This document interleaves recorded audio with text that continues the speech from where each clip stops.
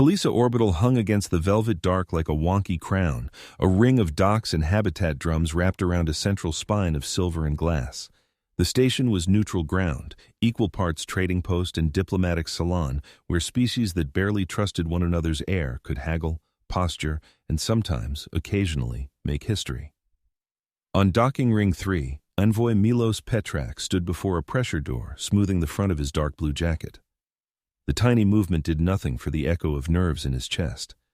He drew a breath, tasted recycled oxygen and the faint metallic tang of Iriothene sterilizing mist, and reminded himself that this was exactly the kind of impossible bargain humans had always made. The door cycled open with a soft hiss. Beyond it, an Iriothene reception chamber glowed faintly, as if the walls themselves were alive. Panels of semi-organic material pulsed with slow bioluminescence, casting a pale lavender wash over the tall figure waiting within. Councillor Rhaevis inclined his elongated head. The Iriothene's skin was the color of glacial ice, shot through with faint networks of light that shifted with his mood. Right now, the glow along his throat pulsed with restrained curiosity. "Envoy Petrak," Rhaevis said, his voice a layered harmony shaped by vocal folds and resonant sacs. "You are punctual." Milos smiled. "We get accused of many things, Councillor. Sloppiness, impatience, overconfidence, lateness we can avoid." Rhaevis regarded him in silence for a moment, inner lights flickering. "You asked for this meeting to finalize a purchase." A delicate membrane on his wrist fluttered, projecting a translucent display between them. 200 kilotons of Iriothene Slurry, classed by our standards as industrial biohazard, to be delivered to Terran staging depots and experimental platforms. He let the words settle in the air like a challenge. "In human terms," Milos said mildly, "we prefer to call it potential fuel feedstock. Our engineers are quite excited." "Your species is excitable," Rhaevis replied. "We have data on human attempts to ingest almost anything to see if it is edible, burn anything to see if it is fuel, and touch anything to see if it is safe. It is a miracle you survived long enough to reach orbit." "And yet," Milos said, "here we are." Rhaevis's inner glow brightened in what passed for amusement. "Indeed, your biochemistry, while inelegant, is robust. I caution you again. Iriothene waste is dangerous. It interferes catastrophically with structured cell matrices. It disrupts finely tuned genomic symmetries. It is of no use to us except in the most heavily shielded industrial catalysts." "Then allow us to relieve you of your mistake," Milos said, "at a generous price." The councillor's gaze sharpened. Here it was, the dance. They haggled through densities, transport fees, liability clauses. Rhaevis pushed to classify the material as Iriothene property even after processing. Milos countered, arguing that anything humans did with it past basic refinement constituted new intellectual ground. In the background, Milos's personal history whispered at him. Earth's long grind out of catastrophe, the aching absence of cures deferred by scarcity and politics. There were bets he would not place on behalf of his homeworld. But this was not one of them. The deal mattered because of energy economics, yes, but for Milos, it was about more than that. It was about proving that humans could sit at this table and walk away with more than scraps, even if what they were buying was literally labeled as somebody else's trash. At last, Rhaevis's throat lights dimmed to a contemplative blue-green. "Very well," the councillor said. "The Lumenfold Combine will deliver Iriothene Slurry to Terran custody under the terms described." He paused. "I must, for the record, emphasize once more. If you attempt to incorporate it directly into your food chain, I wash my hands of responsibility." Milos laughed. "I promise you, Councillor, no human will be drinking the stuff." "You say that now," Rhaevis murmured, almost to himself, "yet your species has a history with fermented beverages." The door behind Milos cycled again. An alert blinked on his wrist cuff, priority message from the Terran Outreach Liaison on Kalisa. The HSS Resolute had completed docking procedures. Their experimental platform was ready. "Then we have an accord," Milos said. "Shall we sign?" Under the flickering glow of Iriothene biopanels, a human and an alien sealed a contract that neither fully understood. On docking arm 5, the HSS Resolute clamped onto the station with a muted thud that ran like a heartbeat through her hull. Inside, Captain Leon Markovic watched status icons shift from amber to green across the forward display panel. Docking complete, atmospheric equalization nominal, the systems officer reported. Good, Leon said. Let's not inhale Iridani spores before lunch. Engineering? Inertial dampers stayed within 0.03%, a warm baritone answered from the intercom. If anyone spilled coffee, it's not my fault. Leon's lips twitched. Quissy, I thought you'd upgraded the dampers so we'd save the coffee, not the other way around. Working on optimized slosh control, Captain, Quissy Adu replied, but I need this fuel test before I can tune the new profile. Leon leaned back, letting himself look away from the data and out through the viewport. Kalisa Orbital sprawled wide beneath them. Beyond it, a curtain of stars folded back forever. He had dreamed of this sight as a kid, long before humanity had been invited to sit in the galactic common room. Old launch videos, academy simulators, cheap cardboard models hanging from his bedroom ceiling. He had never imagined then that he would stand here as a representative of his entire species, even as a breakable human being with an ache in his left knee and a scar along his jaw from a misjudged zero-G maneuver. He touched the scar unconsciously as he turned. Dr. Ghosh, he said, engineering wants its fancy hazard waste fuel. How are we on containment? Amala Ghosh was already watching him from the science station, arms folded. She had tied her dark hair back into a tight knot, a shape he associated with problem-solving mood. Her eyes were sharp, restless. Primary and secondary fields are live, she said. Microfluid monitors are at ±1%. We're not cracking open those tanks without 3 redundancies between us and the goo. So reassuring, Quissy muttered over the channel. Leon nodded. And medical? Waiting for things to go wrong, Sophia Al-Kindi said dryly from the medbay feed. I've read the entire Iridani toxin catalog twice. If any of you start glowing, I want first dibs on taking samples. Leon smiled despite himself. Sophia's voice always carried something like quiet steel beneath the humor. It had been that way even back on Earth when she had stood in overcrowded clinics, arguing calmly with administrators about the kid in the hallway who needed an off-protocol antiviral. All right, Leon said. We're cleared to begin as soon as the cargo seals verify. He almost signed off, then paused. Amala, he added, you're sure you want to be point on this? Her expression shifted, just a fraction. I'm the xenobiologist, Captain, she said. This is literally my job. That's not what I asked. She hesitated.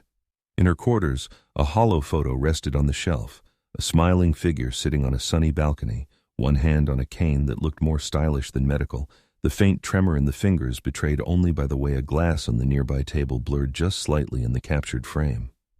Amala's older sibling, taken in what had been a good month. Morvan syndrome had first been formally described more than a century earlier. It started in subtle ways, slightly clumsy movements, occasional difficulty finding words. Over years, sometimes decades, it stole balance and control, tangled thought, turned quick minds into foggy loops. There were treatments that slowed it, smoothed some of the worst edges, but no cure. Not in any human lab, not in any alien clinic on all the worlds that had looked down microscopes at human brains and shaken their heads. It's a biohazard for them, Amala said softly. They engineered it, and now they can't live with it. If there's even a chance that our messy little biochemical soup can handle it, I want to see how. Leon saw the tension in her jaw. He knew the file details behind the clinical labels, family history, risk factors, the way she had thrown herself into neurology before veering sideways into alien biology. He also knew she was not reckless. All right, he said. We do this by the book. No heroics, no shortcuts. If any system so much as sneezes, we shut it down and go back to boring fusion pellets. Understood, she said. Cylinders the size of ground-side freight trains drifted in formation outside the Resolute, held by mag clamps and electromagnetic tethers. Each tank was stamped with Iridani hazard glyphs and a bold Terran emblem, a stylized hearth flame surrounded by the stars of known space. Inside them, the Iriothene Slurry sloshed and clung.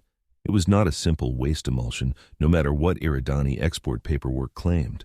It was the cast-off of their most advanced industrial bioreactors, an accumulation of misfolded polymers, stray reactive fragments, and complex toxins that had no safe route back into their tightly controlled biosphere. Under Amala's direction, remote manipulators extended from the Resolute's belly, latching onto the first tank. It drifted closer, guided toward a cylindrical module attached to the ship by thick structural spars. The module spun slowly, artificial gravity generated by its rotation. "External feed lines locked," Kwesi said, his hands moving over the control array. "Pressure equalizing. Captain, we are at threshold." Leon checked the readings one last time. Every bar graph sat where it was supposed to sit. Every indicator glowed green. "Commence pilot injection," he said. Valve actuators whispered open. Inside the rotation module, tiny streams of Iriothene Slurry flowed into a sealed reaction chamber. There, more mundane human fuel compounds awaited, a dense hydrogen mix and a proprietary cocktail of stabilizers Kwesi had composed like a strange kind of music. The first molecules met. Sensors exploded with data. "Heat output increasing on curve," Kwesi reported, breath catching. "Reaction is, whoa, that's gorgeous." On the spectral analysis panel, energy signatures stair-stepped up in neat harmonics. The Iriothene fragments, toxic to Iridani cell structures, were binding with human-designed catalysts and falling apart in crisp exothermic bursts. Amala watched another monitor where molecular models danced and spun. Iridani waste polymers, so carefully tuned for their own industrial processes, found no familiar shapes to lock onto in the human feedstock. Instead, they were being sliced into simpler structures that bled heat. "It's like giving a symphony to a jazz band," she murmured. "They're not following the intended score at all." "Can we use less metaphor and tell me if it's safe?" Leon asked. "Safer than we expected," she said. "Containment is solid. No unexpected byproducts in the waste stream yet." Sophia cut in. "Radiation levels holding under hazard thresholds. No sign of permeation into living spaces. This experiment may actually be boring." They nudged the feed higher. The rotation module glowed slightly in infrared, but its shielding held, carrying the generated energy into the ship's auxiliary gain lines and test sinks. For an hour, the numbers sang a steady rising tune. Crew gathered in the lab to watch. Even a few Kalisa techs in the station's control center, patched into the feed by favor and curiosity, muttered appreciatively. Then, at 2 p.m. station time, as the second cycle began, a tiny pressure sensor on Manifold 3 flickered from green to yellow. The blip was too small to register as an audible alarm. It repeated twice. A control process noted it, flagged it for log review, and moved on. 5 minutes later, the manifold cracked. It was not a dramatic failure. There was no explosion, no gout of glowing toxins. A seam shifted by a fraction of a millimeter, less than the thickness of a fingernail. Through that gap, under differential pressure and rotational stress, a fine vapor escaped into the module's access conduit. In the engineering bay, an indicator flipped to red. "Shut it down," Kwesi snapped even as his hand hit the kill switch. Valves slammed, clamps locked, purges initiated. The rotation module's internal atmosphere vented into emergency tanks, replaced with nitrogen and inert gas. In the lab, the floor lurched softly as corrective thrusters fired to stabilize the structure. "Talk to me," Leon said, already unstrapping. "Microfracture in Manifold 3, Kwesi said. His voice was level but too fast. "We've isolated the line and halted feed. Internal pressure is dropping to safe levels." "Containment breach?" Sophia demanded. "Any airborne vectors entering the ship?" "Vapor intrusion measured at—" There was a pause. 0.02% of internal volume. Environmental scrubbers already compensating, but we can't guarantee total exclusion." Leon reached the doorway, boots echoing on the deck. "Biohazard protocol," he ordered. "Level out high. Sophia?" "On it," she said. "Everyone present in engineering, lab, or auxiliary corridors in the last 2 hours reports for full scan. Nobody leaves their section until cleared." Emergency seals slid into place throughout the Resolute, snicking softly into bulkheads. Air recyclers shifted modes with a low hum. Amala felt her heart pounding. She pushed it aside and focused on the numbers. "I need precise timestamps on the leak onset," she said. "I'll overlay with air circulation models." Kwesi's fingers flew. The console glowed with sensor histograms. "We caught it early," he said. "If any of the vapor reached inhabited decks, the concentration is tiny." "Tiny can be enough for a protein-level effect," Amala murmured. She remembered Iriothene research files, the ones that had filtered through official channels and the more candid ones she had coaxed from colleagues. Iriothene byproducts were not casual irritants. They wormed their way into structured cell systems and scrambled them, seeding misfolding cascades. Human biology was not structured in the same crystalline way. It was mess layered on mess, redundancy on redundancy. Networks tangled atop networks, weeds in a broken sidewalk, she thought suddenly, plants growing anyway between cracked stones. She didn't say that out loud. Within an hour, every potentially exposed crew member had stood under Sophia's scanning arrays. The medbay hummed with the sound of running analyzers and quiet, forced jokes. "If you wanted my blood this badly," Kwesi said, watching a vial fill, "you could have just asked." "I ask all the time," Sophia replied. "None of you ever schedule your routine exams. I have to lure you in with disasters." Her dark hair was wrapped in a surgical cap. Her eyes were steady above her mask.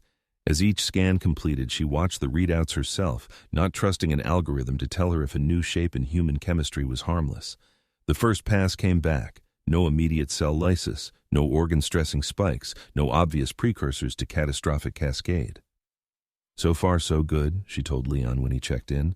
"There are minor shifts in metabolic markers, but they're within safe variants.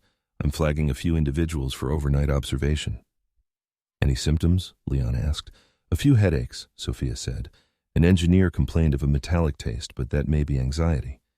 He nodded, jaw tightening. "You're staying on high alert until we're sure." "You're not leaving this ship, are you?" she said. "Not until I know I'm not infecting the station."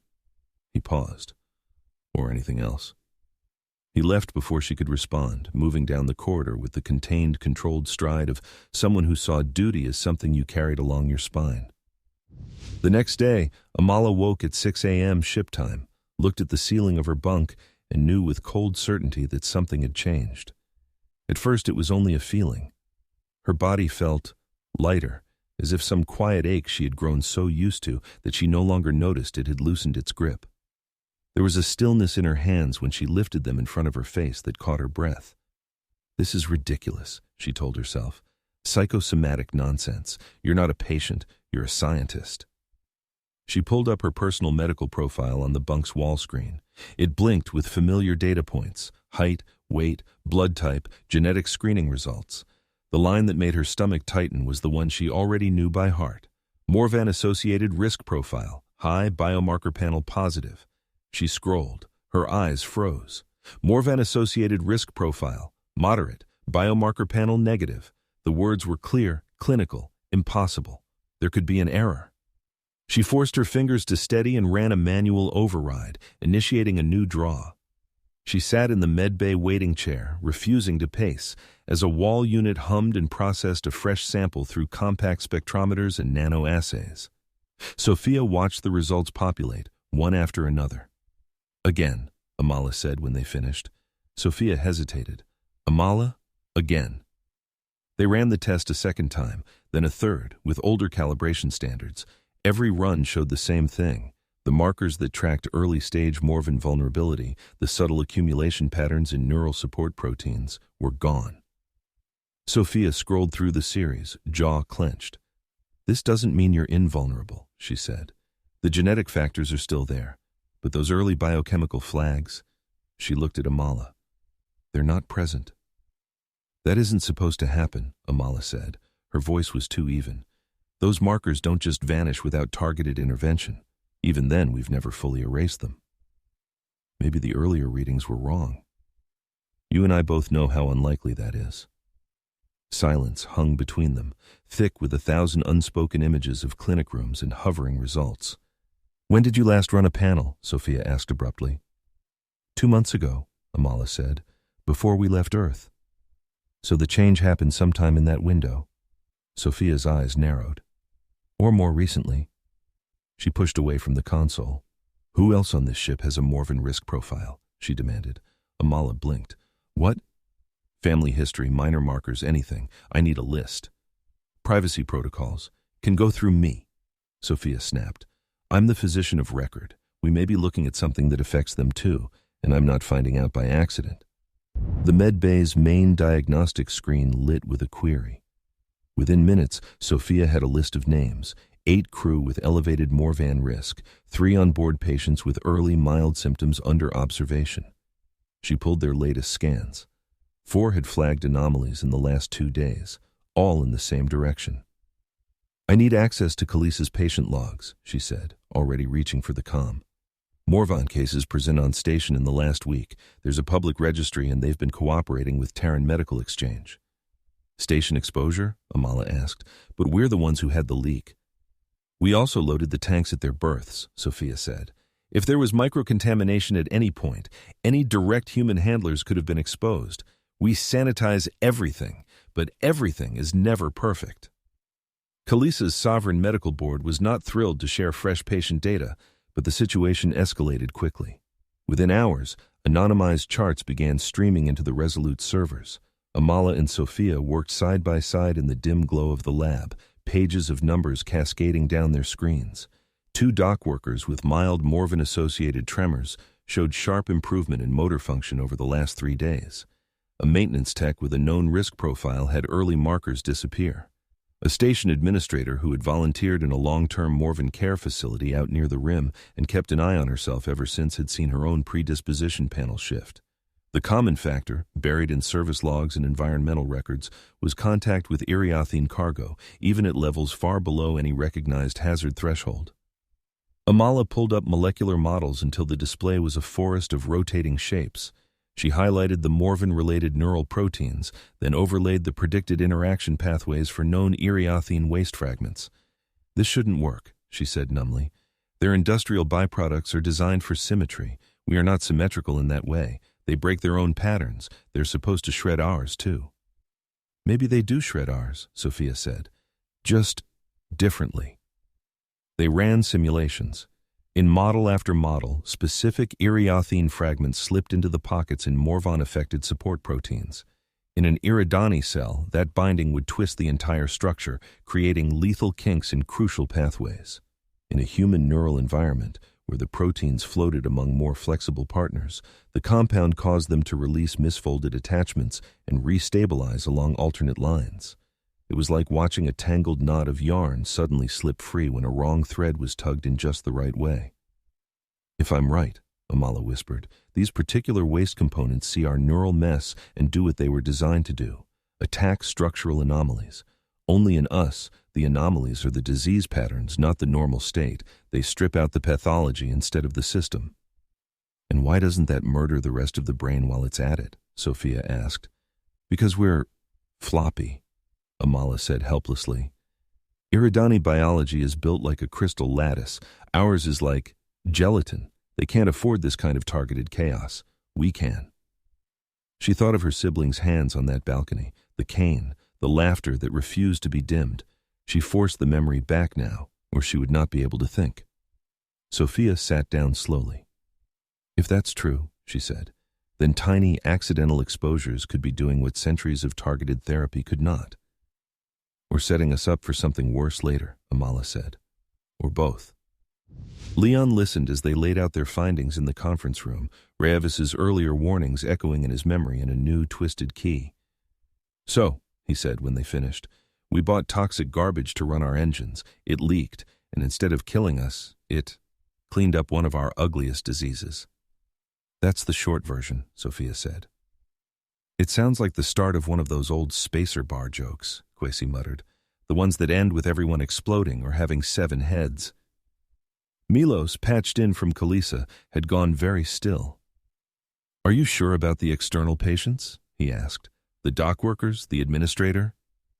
"As sure as I can be without direct examination," Sophia said. "Their doctors confirmed the panel changes and observed symptom improvements. The only common factor they can't explain is contact with Iriothene shipments." "Do they know that's the factor?" Leon asked. "Not yet. The data isn't labeled that way, but the pattern is there." Milos closed his eyes briefly. In his mind, he could already see the transmission chains, the leak pathways, the way this story would spread the instant it escaped their control. "If we share this openly," he said, "Lumenfold and the Iriothene government will insist this is a proprietary discovery. They'll claim we've merely survived an accident." "And if we hide it?" Leon asked. Milos opened his eyes again.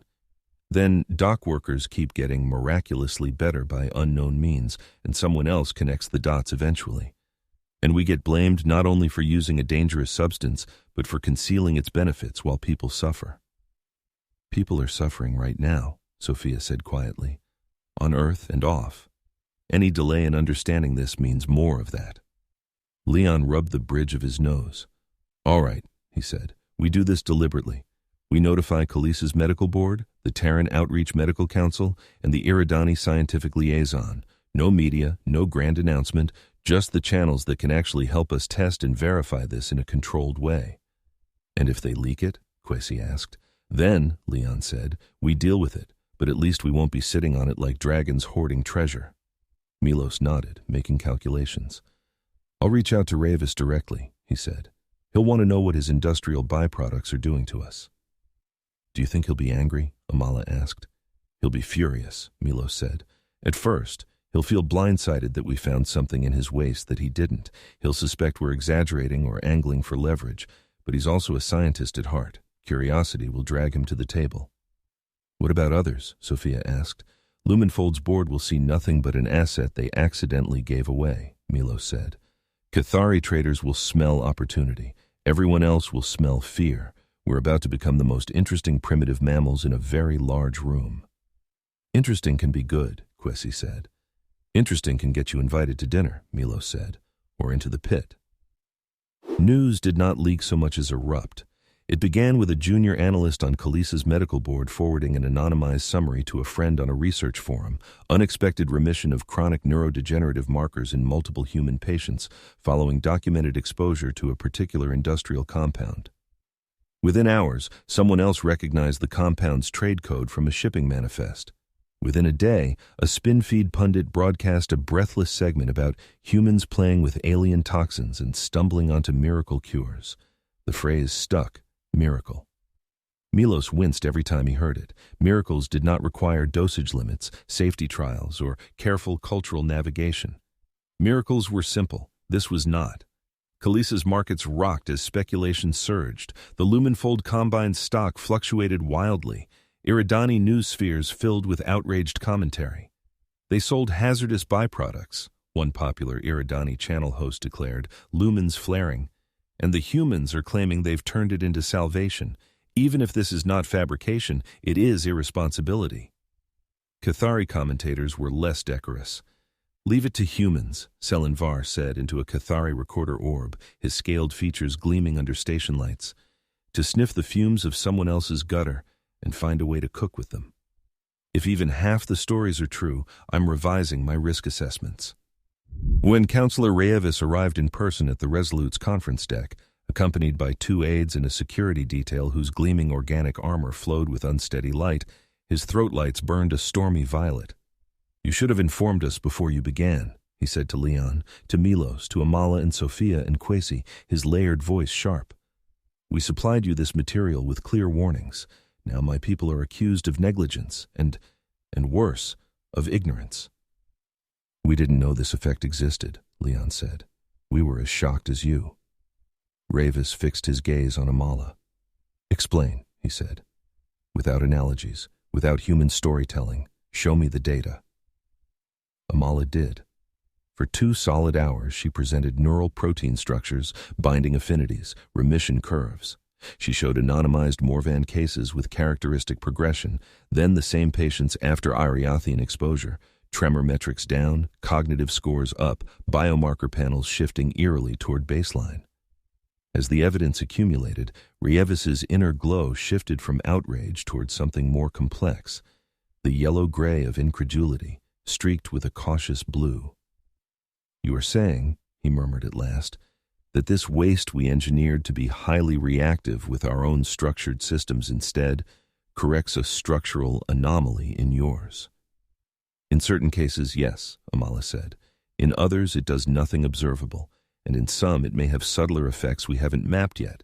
We are not claiming it is universally beneficial, only that in the case of Morvan syndrome, a condition we've battled for generations, it appears to induce remission of biochemical precursors and reverse some symptomology.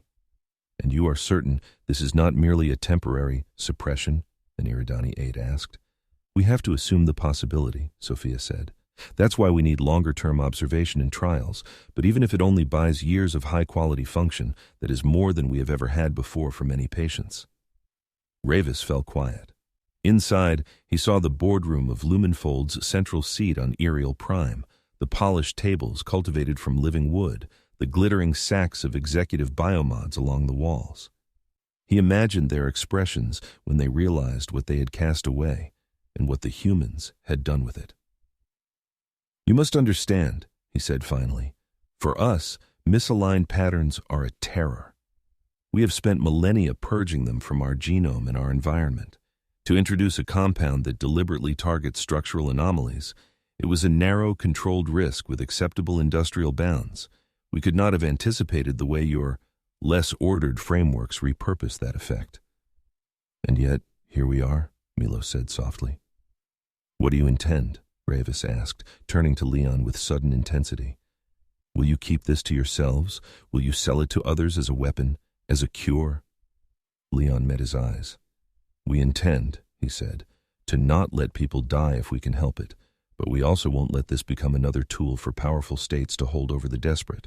We want a joint project, multilateral oversight, shared knowledge.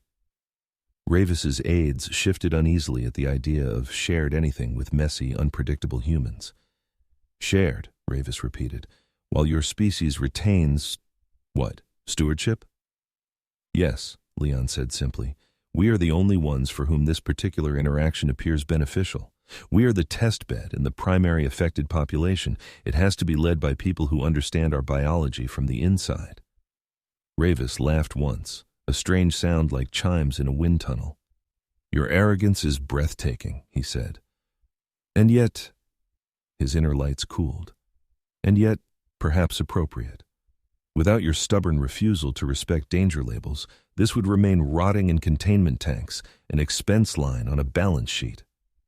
He exhaled in the Iriothene fashion, a subtle ripple that ran along the membranes at his wrists. I will support a joint initiative, he said, but Lumenfold will demand weighting commensurate with their contribution. They're trash, Kwesi muttered under his breath. Amala gave him a warning look. Rhaevis did not comment, but a faint flicker along his ribs suggested he had heard. Out of that fraught conversation, and 100 like it with other stakeholders, Project Hearthfire took shape. It began as a memorandum, then became a complex web of agreements. Kalisa's neutral authorities ceded a cluster of labs and docking slips to the venture. The Terran Outreach Network pledged expertise and patient registries. Rhaevis bent Iriothene bureaucracy just enough to permit controlled export of further Iriothene batches under intense monitoring. Cathari traders, never far from the scent of lucrative chaos, signed on as logistic partners, which in practice meant they would move the most dangerous cargo through the most questionable routes with uncanny efficiency. The Hearthfire complex grew outward and upward, clean white corridors on Kalisa's mid-level ring, a new halo of modular labs in microgravity, an expansion core attached to the Resolute herself to house Ember Cell prototypes. At the dedication ceremony, Milos stood at the back and watched as Leon, Amala, Sophia, Rhaevis, and Selinvar lined up before a viewing window that looked out into the span of space. We named it Hearthfire, Leon said for the assembled crowd and 100 remote connections.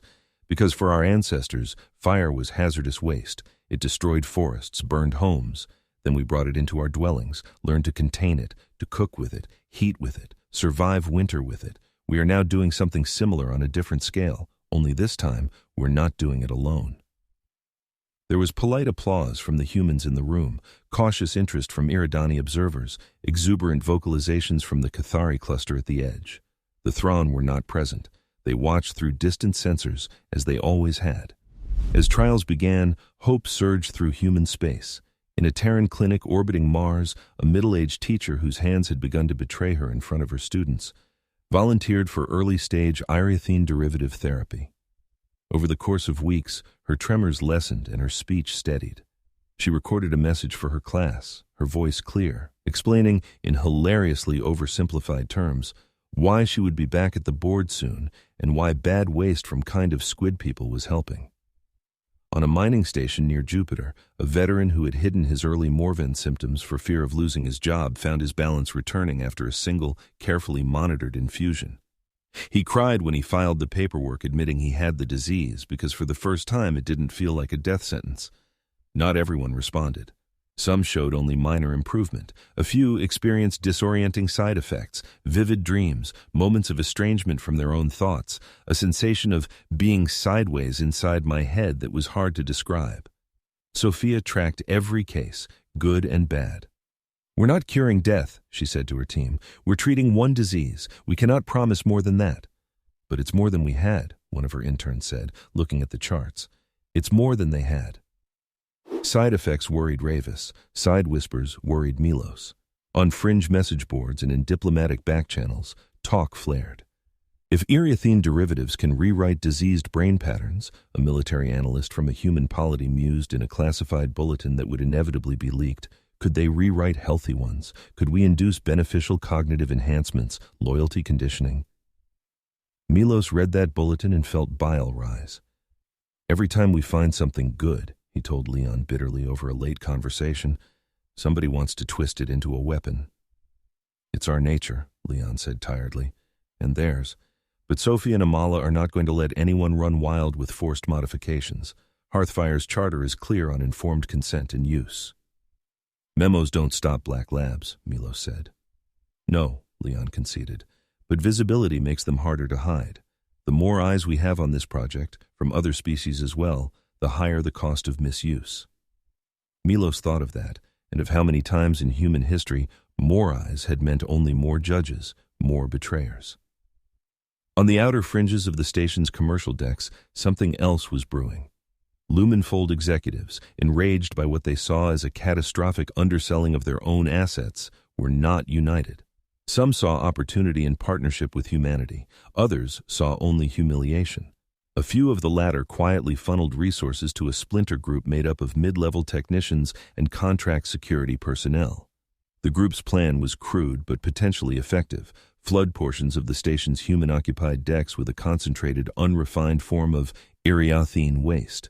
Humans would collapse, Eridani would suffer, and the narrative that the substance was inherently too dangerous for widespread use would be reinforced. Hearthfire would be scaled back or shuttered. Public attention would drift. They obtained mislabeled storage canisters and bribed a pair of unscrupulous dockhands. Their scheme might have worked, if not for human stubbornness and an unplanned epidemic. Kalisa's mid-habitat ring harbored a quiet outbreak of an airborne virus that hit most species mildly and a rare few viciously. It caused fevers, respiratory distress, and in 1 in 100 Eridani kidney failure. Station authorities moved quickly, but not quickly enough to catch everyone. One of the dockhands fell ill in the middle of tampering with a canister. He coughed into his elbow, smearing his own mucus and the Iriothene residue across his skin and into a small cut. He did not die. He did not even progress to the worst stage of the virus. Instead, his immune profile spiked weirdly, then stabilized. His fever broke 2 days earlier than expected. Follow-up cultures showed the virus had been driven down with unusual efficiency. He mentioned it to a colleague. The colleague mentioned it to a medic. The medic, half exhausted, half curious, logged it into the system. Hearthfire's data mining scripts flagged the anomaly. So he was exposed to both unrefined Iriothene and the virus, Amala said, staring at the report. And instead of dying in a puddle, he got better. The virus was not that deadly for his genotype anyway, Sophia said. But the immune response, there's something additive here. Or subtractive, Amala said. The waste might be stripping some viral adhesion points. Or it could be blind luck, Sophia said. We need more samples. When Kalisa enforcement units raided a backroom storage bay 2 days later, they found doctored canisters, resentful dockhands, and enough documentation to link the sabotage attempt to a handful of Lumenfold insiders. The incident made headlines. Public sympathy swung further toward humanity. If their exposure to Iriothene kept coinciding with good outcomes while eliminating carefully laid destabilization strategies, some commentators muttered half-jokingly that the universe itself was conspiring in favor of Terrans. Rhaevis, watching footage of the raid in his quarters, felt the slow, unnerving tickle of his people's oldest stories, tales of chaotic outsiders who bent misfortune away by sheer shamelessness, who danced through plague and fire with only scars to show. They had always been just that, stories, warnings. Now, he was sitting across conference tables from them. The Thraun's emissary arrived as a shimmering vessel the size of a human habitation pod, suspended in a cylinder of magnetic fields in Kalisa's apex hall. Within the vessel, swirling gases glowed with deep blues and reds, patterns slow and mesmerizing. The Thraun did not leave their preferred pressure zones often. They inhabited deep atmospheres and supercritical layers. When they did visit others, they did so indirectly, through encapsulated fragments of their immense communal being, threaded with communication organs and sensing filaments. The Hearthfire leadership gathered in the Apex Hall: Leon, Amala, Sophia, Milos, Rhaevis, and 2 Iriothene scientists, Celine Var, a handful of other dignitaries. The hall's glass panels looked out onto the curve of Kalisa and the dark beyond, where the Resolute drifted like a waiting thought. A translator array floated beside the Thrawn vessel. Its lights flickered as internal waves within the gas shifted, converting pressure rhythms into language. "We have watched," the Thrawn said. Their voice, as rendered, was slow and sonorous, each word like a bell tolling underwater. "We have seen many young species grasp at their first fires." Leon felt suddenly, acutely young. "You turned waste into energy," the Thrawn went on. "Expected. You turned poison into medicine. Unexpected. You considered sharing even when you could hoard. Very unexpected." "One disease," Sophia said quickly. "We're still dying of everything else." "Everyone is always dying of something," the Thrawn replied. "But you have found a way to repurpose entropy. That draws attention. That draws fear." "From you?" Milos asked before he could stop himself. A slow ripple of color moved through the Thrawn's gases. "From those who cannot yet admit they fear you," they said. "We have seen worlds burn because one species' cure unmade another. Your biology is unusually adaptable. You change yourselves with every environment, every stressor. There is power in that. There is also danger." "We are aware," Amala said. "We are trying to be careful." "Care is not a shield, only a tempering," the Thrawn said. "But we are curious. We will observe. We will share certain insights. Together we may keep your hearth from consuming its own house." They stayed for 3 days, sharing obscure millennia-old case studies of civilizations that had discovered maladaptive cures and genetic utopias that turned out to be prisons. In return, Hearthfire scientists shared anonymized neural patterns, engine test data, and early Ember Cell schematics. The Thrawn left, sliding back into deep atmosphere somewhere few human ships had gone, leaving behind a sense that an ancient gaze was now turned fully toward humanity. The day of the Kalisa Accord conference dawned in station terms at 9 a.m., though in the silent vacuum beyond there was no such thing as dawn. Inside Meeting Hall 2, diplomats, scientists, and media representatives took their assigned places. On the agenda were 6 main items: formalizing ethical guidelines for Morvan syndrome treatment distribution, codifying Ember Cell testing protocols, settling rights over derivative industrial applications, establishing a permanent multi-species oversight council, adjudicating Lumenfold's partial culpability in the sabotage attempts, and, as a late addition, addressing Cathari proposals for military adaptation of Ember Cell drives. Leon sat at the Terran table, his dress uniform stiff at the shoulders. Beside him, Milos adjusted his slate. Across the room, Rhaevis murmured with his aides. Celine Var lounged with predatory ease, claws tapping idly against the armrest. On a separate dais, an empty frame awaited the hololink to the Thrawn observer. Outside, the HSS Resolute prepared for its own role. Quessy strode down the main engineering corridor, hands unconsciously brushing the bulkheads as he passed, as if feeling for hidden heartbeats. "Ember cells are at 80% readiness," his second reported. "We've run every simulation twice." "Simulations are for people who can respawn," Quessy said. "We only get one live run in front of half the civilized galaxy." He paused before the central fusion chamber. Within it, nested like a glowing heart, the first fully integrated Ember Cell drive awaited activation. Refined Iriothene derivatives, stripped of their most dangerous side chains, rested in armored tanks, ready to merge with human fuel. "This isn't just about going faster," he murmured. It's about showing we can handle this stuff responsibly. In the Resolute's makeshift conference room, Amala and Sophia watched the Ember Cell telemetrics alongside separate displays, real-time feeds from the station's life support systems. Sophia frowned. "You see that pressure fluctuation?" she asked, pointing. "Sector 3B, cross-vent between Iriothene and human decks." "Probably just conference overload," Amala said. "They've got half the galaxy's lungs breathing in there." "Maybe," Sophia said. In Kalisa's security substation, a young officer whose name would not make the history feeds glanced at a maintenance override request for Life Support Core 2. The request carried valid Lumenfold executive codes. It flagged filter calibration and sensor recalibration tests. She hovered over the authorization for a moment, then approved it. There were always calibration tests before big events. In a cargo bay not far from the core, 3 figures in nondescript station coveralls opened a secured panel and began rerouting a cluster of pipes. Their faces were hidden behind breather masks that disguised their features. The tools in their hands were standard. The devices they installed were not. At 10 a.m., seconds before the conference was to begin, every display in Meeting Hall 2 flickered. Kalisa's central authority emblem vanished, replaced by a stylized spiral of light, Lumenfold's logo.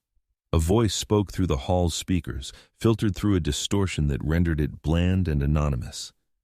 "Attention delegates," it said. "You are witnessing a controlled demonstration. For too long, hazardous waste has been mishandled and misrepresented. Today you will see the consequences of complacency."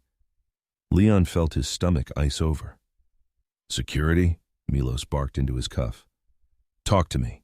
Static answered. In the engineering bay of the Resolute, warning lights exploded across Quessie's console. "Life support anomalies on the station," he said, reacting before conscious thought. "They're shunting concentrated Iriothene into the ventilation feeds. That has to be it. It's pinging every Iriothene toxin sensor I've got." "Concentration?" Amala demanded over the link. "Climbing," he said. "Not catastrophic yet, but if they saturate, we're looking at lethal exposure for Iriothene within minutes, serious harm for humans, unknown for others. If it reaches the Thraun vessel..." He did not need to finish. The pressure differential could rupture the capsule, venting the emissary's core gases into incompatible atmosphere. A diplomatic disaster and a death. "Our scrubbers can't handle station scale," Sophia said, "but the Ember Cell field..." Quasi saw it the same instant. "The pulse," he said. "If we can tune the drive field to emit a specific frequency, we might catalyze rapid breakdown of the Iriothene molecules in the air out there, crack them before they lodge in anyone's lungs." "That's insane," someone behind him whispered. "Yes," he said, "which is why it just might be ours." In Meeting Hall 2, Selinvar had already leaped halfway out of his seat, claws extended. "Where is this feed originating?" he snarled. "There is a secondary access in Life Support Core 2, Rhaevis said through clenched teeth, his throat lights a furious storm. "Lumenfold's higher tiers have codes. They must have..." "Our security is compromised," someone from Kalisa said faintly. On the hovering holoframe, the Thraun link flickered as the emissary vessel's internal environment registered rising contaminants. The anonymous voice continued, oblivious to the tightening faces in the hall. "Observe," it said. "This is what happens when unstable species play with tools beyond their comprehension. This is the price of hubris." Leon's comm crackled. "Captain," Quasi said, his words clipped, "we have a plan. You're not going to like it." "Talk," Leon said. Quasi outlined the idea with terrifying brevity. Use the Ember Cell to generate a controlled, station-spanning resonance pulse keyed to Iriothene's vulnerable bonds. It would require mapping multiple species' respiratory profiles in real time to avoid hitting their own critical chemistries. "If we misalign even slightly," Quasi said, "we could cook their lungs instead of the toxin." "That's not an acceptable risk," someone from Station Command said, overhearing. "What's your alternative?" Leon asked. "Wait for them to suffocate?" "We could try to isolate affected sectors," Kalisa suggested. "Vent them to space." "You'll kill everyone in those sectors," Sophia said sharply from the Resolute. "We can't treat a biohazard with mass murder." "We need biospectral templates from Iriothene, humans, Cathari, and the Thraun," Amala said. "We'll pin those in a safe zone and target everything else." "That will take hours," Rhaevis protested. "No," Amala said, her mind already racing. "We have baseline profiles from Hearthfire. We just need updated, live readings for calibration to account for current atmospheric mixes, hydration, stress responses. Rhaevis hesitated for the briefest of moments, then moved to the hall's center. "I will provide mine," he said. "Now." His aide sputtered, but he extended his wrist, exposing the delicate membrane implant that housed his personal health array. "Transmit to the Resolute," he ordered. In the Cathari section, Selinvar let out a huff that was equal parts derision and admiration. "If the soft-skinned ones are risking their overseer," he said, "then by the claws of the first hatch, you can have my profile too." He slashed a talon across his forearm, letting a bead of dark blood fall into a field sensor that a nearby medic thrust forward. The Thrawn's hollow frame shimmered. "We are compromised already," the translated voice intoned. "Our atmosphere is threatened. You propose to reshape the hostile element before it poisons us. We will share what patterns we can." Streams of data began racing toward the Resolute. Iridani gas exchange curves, Cathari alveolar structures, Thrawn pressure wave propagation parameters, human blood oxygenation baselines. In the Ember Cell chamber, Kalisa, Amala, and half the engineering team worked like organisms sharing a single nervous system. Kalisa adjusted the drive's harmonic parameters. Amala overlaid biosignatures onto Iriothene's resonance profile, carving out narrow, safe bands. Sophia monitored real-time snapshots of cellular stresses, flagging points where they would need to back off. "Think of it as boiling just the sugar in a pot of soup," Amala muttered. "Not the water, not the vegetables, not the meat, just that one molecule." "I don't cook," Kalisa said. "I burn." "Today you cook," she snapped. Leon paced the length of the cramped control hub, a caged animal, listening to each breath around him. In Life Support Core 2, one of the saboteurs watched their console with widening eyes. "The concentration isn't rising," they said. "It should be spiking. Why isn't it spiking?" "There must be a leak," another hissed. "There is," a third said. "Everywhere." At 10:15 a.m., with station Iriothene levels climbing but not yet lethal, the Ember Cell field came online. "Pulse in 3. Kalisa said. 2-1. They activated the drive. Normally, Ember Cells were meant to produce thrust, directing their output along carefully channeled vectors. Now, Kalisa had reconfigured the coupling so that the initial energy surge bled into a spherical wave, propagating through the station's surrounding environment. Invisible to most senses, it swept through Kalisa like a quiet temporary ghost. For a second, Iridani in the hall felt a faint pressure in their sinuses and ears, like a change in elevation. Humans experienced a popping sensation deep in the chest. Cathari scales prickled. The Thrawn vessel's gases shivered, internal waves stuttering. In the ducts and vents, Iriothene molecules vibrated. Then, along carefully calculated resonance nodes, their complex bonds shattered. Fragments cascaded quickly down in energy state, snapping into inert compounds that the station's standard scrubbers could handle. On Amala's screen, the concentration graphs plunged. "Degradation curve is holding," she said, pulse hammering. "We're breaking it faster than they can pump it in." In the hall, Rhaevis staggered slightly, a flicker of pain crossing his features. Selinvar sank to one knee for a moment, then pushed himself back upright with a snarl. On the Thrawn frame, colors flickered frantically, then stabilized. The distorted voice on the hall's speakers cut off mid-phrase as Kalisa's security forces, finally spurred by the sudden drop in Iriothene signatures and frantic cross-block detection, traced the sabotage controls and stormed Life Support Core 2. In the core, the saboteurs had just enough time to realize their carefully laid chemical weapon had been turned into a harmless puff of vapor before they were overwhelmed. On the Resolute, Kalisa sagged back in his chair, sweat beading on his forehead. "Holy," he began. "Language," Sophia said weakly. "We might be on every broadcast feed." Leon exhaled, long and slow. His vision felt oddly sharp, as if the universe had tightened its focus for a heartbeat. "Status?" he demanded. "Station Iriothene levels dropping toward baseline," Amala said. "No signs of catastrophic cell damage in our live samples. Some transient stress markers, but within recoverable ranges." "Injury reports from the hall are light," Milos's voice crackled in. "A few Iridani fainted. Cathari are bruised and offended. Humans are mostly just stunned." "The Thrawn?" Leon asked. There was a pause. Their emissary vessel reports turbulence but no structural failure, Milos said. They're sending a message. That message came through the same hovering holoframe that had flickered with distress before. Now, ripples of deep violet and gold coursed through the contained gases, patterns more orderly than before. You reshaped the hostile wave, the Thraun said. You did not simply fight it, you listened to its song and taught it a new melody. More like we shoved it off key until it fell apart, Kwesi muttered. His microphone was muted. You shared risk, the Thraun continued.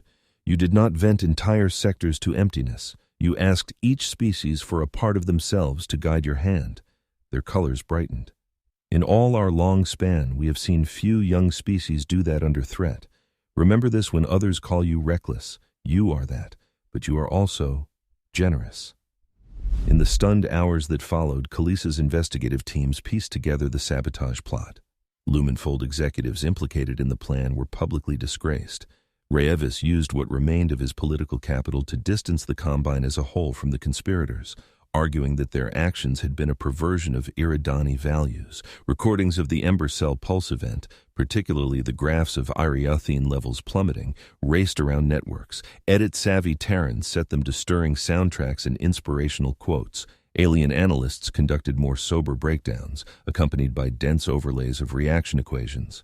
One clip in particular, leaked from a Kalisa security cam, spread beyond any attempt at control. Leon standing in the hallway after the crisis, face drawn, telling a panicked station administrator, "We are not burning part of your population to save the rest. That is not how we handle disaster, not anymore."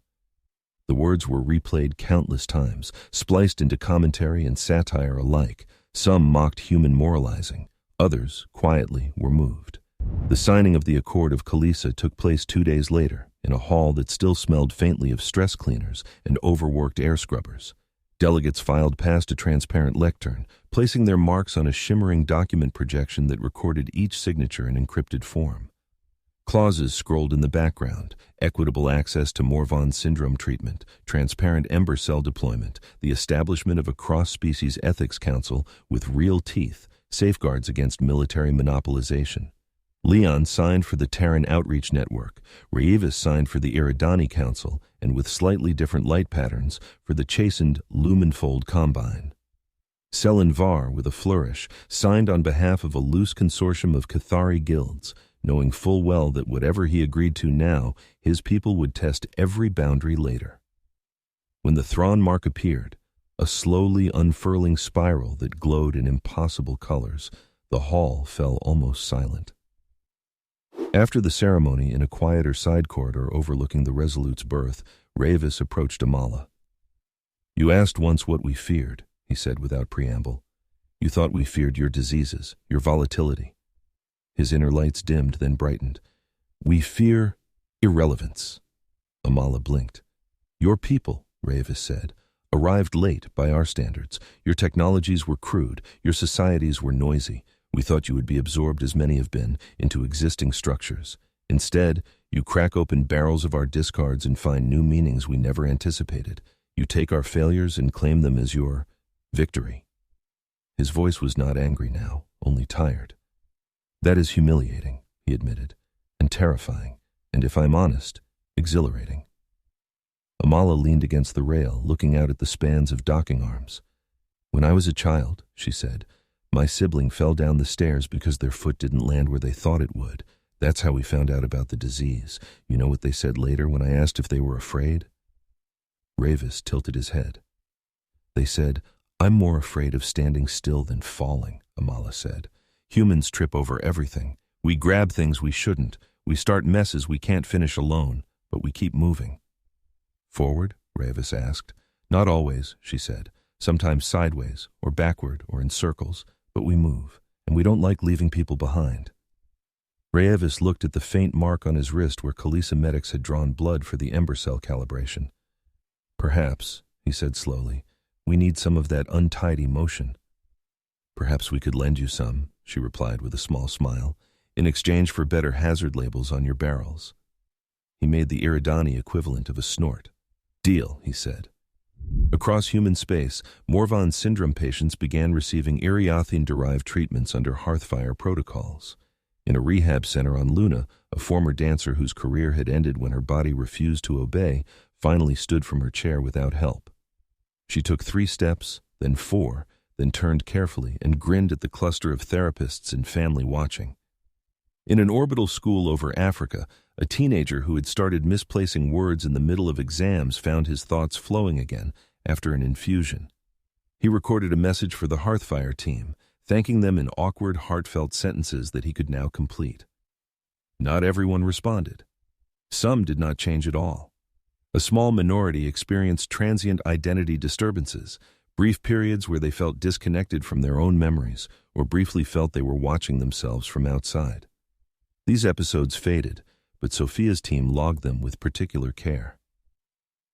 "There's something else happening in a subset of cases," Amala told Leon one night as they walked together along the Resolute's observation deck. "We're seeing new neural connectivity patterns, subtle but consistent, circuits we didn't know brains could organize quite like this." "Good or bad?" Leon asked. "Too soon to tell," she said.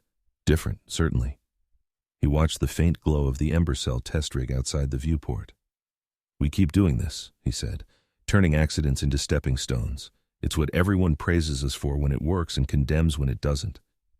"Do you regret it?" she asked. He thought of the dock workers, the patients, the terrified faces in Meeting Hall 2 as the air threatened to turn against them, the way it had all hinged on a handful of people choosing to risk their own lungs alongside everyone else's. "No," he said, "but I'm wary. The more we can do, the more everyone expects us to fix, and the more they fear what we might do by mistake." "That fear may keep us honest," Amala said. "At least, I hope it will." "Fear hasn't always done that," he replied wryly. "Sometimes it's just made us cruel."